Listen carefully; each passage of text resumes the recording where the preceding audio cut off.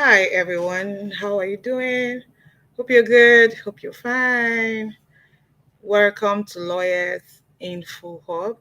If you're new to this channel, thank you for always stopping by to check what is new on this channel. This is a platform where we share legal tips, we share life experiences with respect to law practice, and also we encourage lawyers to utilize every opportunity they get and also become excellent lawyers in all they do. So today we're looking at the requisites of an arbitral award. Now, arbitration is one of those pathways in which disputes can be resolved amicably out of court by parties. And an arbitral award is the decision of an arbitrator or arbitrators at the end of an arbitration proceedings. So it is akin to the judgment of a court. So it has the similitude of a judgment of a court because it is a final decision after the hearing of a matter or after the conclusion of a proceedings. Now, in this sense, it's arbitration proceedings. So that is an arbitral award. Now we're looking at the prerequisite. What should be the content of an arbitral award? What are the basic features of an arbitral award? What are those things you need to look out for in an arbitral award that when you see it, by the time you go through it and say, okay, of the truth, this is an arbitral award? Or are there things that are missing? Peradventure, you want to go to court to ask the court to, not to, not to give effect to it. And then other things the way you can challenging it. So by looking at it and understanding what should be there, then you'll be able to know that if those things are not there, this could be the grounds for which I can rely upon to challenge the award. So the first thing that should be in looking at the requisites of an arbitral award, we're going to look at it from two angles. The formal requirement and the substantive requirement. So under the formal requirement, we're going to look at was it properly signed? Just like a judgment of court, it must be signed. You have to look at who signed it, was it properly signed. Now you look at it on the face of it. Are there reasons upon which the award was based? Just like the court in a court judgment, the court also gives reasons for which it feels this should be the decision of the court, or having analyzed the issues. So the court have reached this decision based on these reasons. So the arbitral award should contain reasons for the award. It has to be dated. The effect of an undated document. It has to have on it, on the face of it, the place of judgment, which is to be the place where the award was made. In arbitration, when you're being taught arbitration, you must understand the issue of the place of arbitration is very important. Then important that there should be a recital where the description of parties, background of facts, will be reeled out or will be stated. Now, under the substantive requirement of an arbitral award, we'll look at issue of contingency. What is contingency?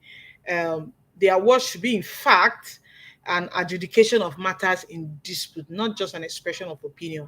What it means is that the arbitrator should have, looked at the facts and had, in fact, adjudicated upon it, not just a mere expression of opinion without that is not based on the facts presented by parties.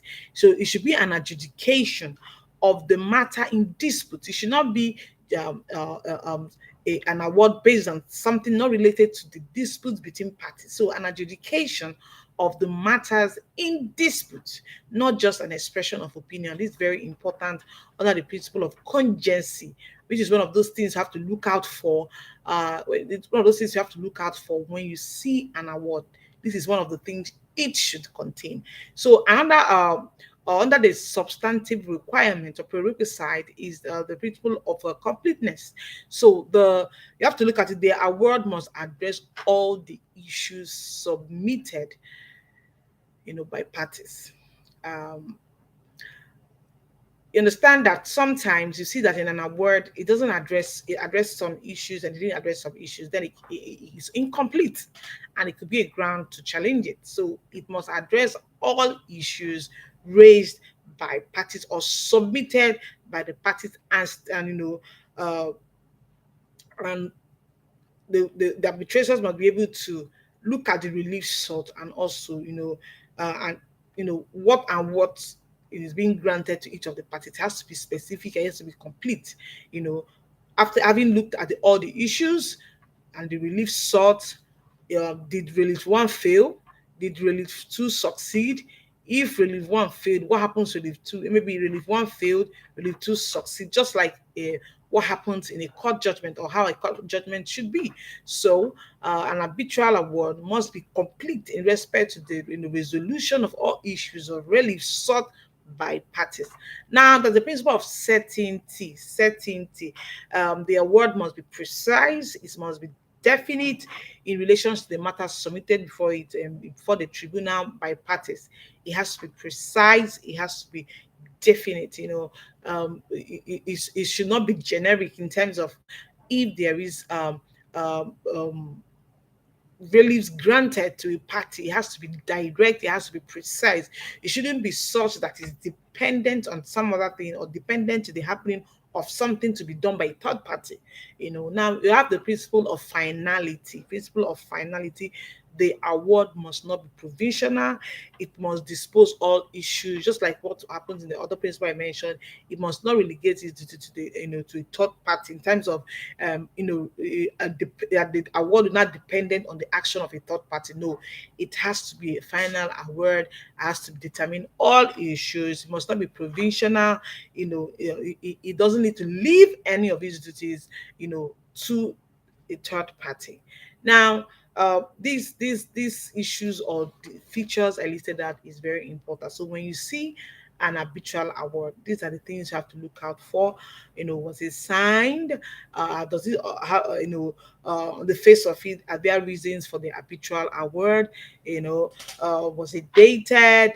Where is the place of the arbitration? Is it stated in the award that it's the place of arbitration?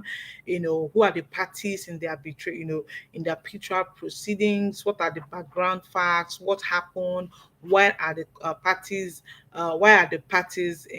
Before an arbitration? Before arbitral tribunal.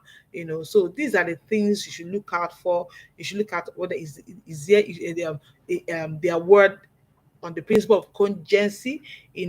Was there a proper adjudication of all the matters submitted, or is it just an expression of opinion of the arbitrators?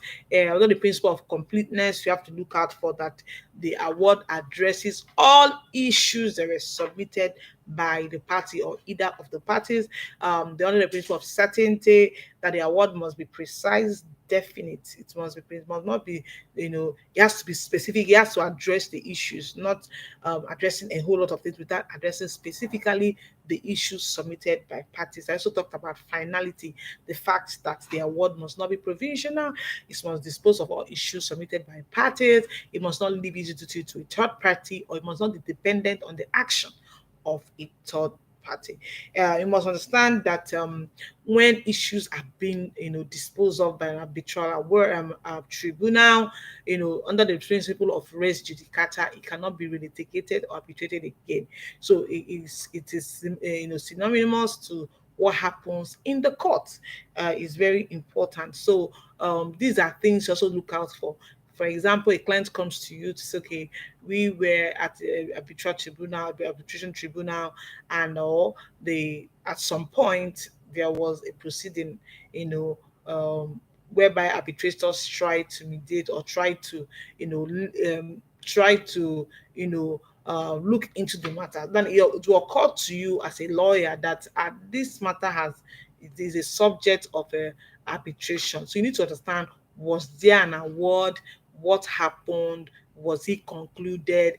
If there is, you request for the certified true copy of the proceeding, request for the certified true copy of the the award. That will give you a clue to know whether this matter was it fully disposed of, so that when someone raises issue of a res judicata, you will not be surprised that such a person has raised it. And it must also be understand that when arbitrators have given their final award, they become functus official, just like a judge who has delivered a judgment. They cannot go back, to do any other thing. To do under, though there's few exceptions, like under like the sleep rule where a judge can do some clerical correction, but an arbitrator cannot go back to pronounce or make further amendments to the award.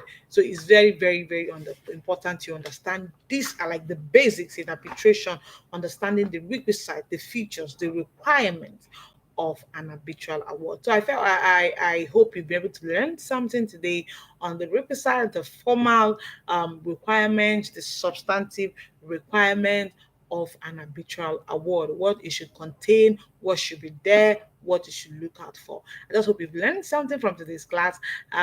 Please, if you have comments, you have questions, you can drop it in the comment section.